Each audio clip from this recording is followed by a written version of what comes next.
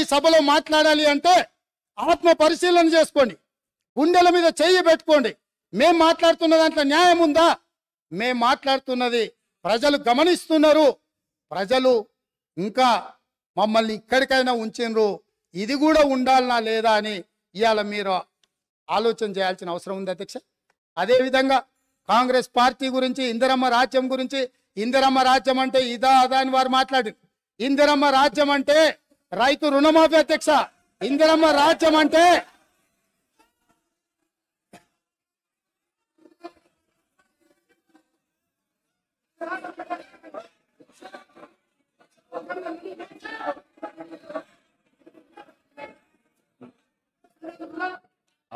అవకాశం వచ్చినప్పుడు మాట్లాడదు అధ్యక్ష. లీడర్ ఆఫ్ ది హౌస్ మాట్లాడేటప్పుడు అధ్యక్ష, లీడర్ ఆఫ్ ది హౌస్ మాట్లాడేటప్పుడు డిస్టర్బ్ చేయకుండా మీకు అవకాశం వచ్చినప్పుడు మీరు మాట్లాడండి. కొత్తగా వచ్చినావు, కొత్త సభ్యునివి, కొత్త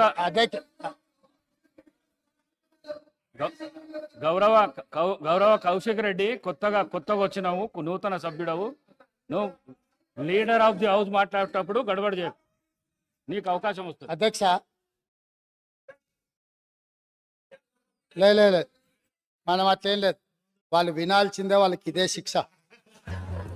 వాళ్ళని ఎవరిని బయటికి పంపను, ఎవరిని పంపొద్దు అధ్యక్ష. దయచేసి మీకు విజ్ఞప్తి చేస్తున్నా, వాళ్ళని ఇక్కడ కూర్చోబెట్టి కఠోరమైన నిజాలు వాళ్ళు వినడం ద్వారా వాళ్ళలో పరివర్తన తీసుకురావాలన్నదే ప్రభుత్వం యొక్క ఆలోచన.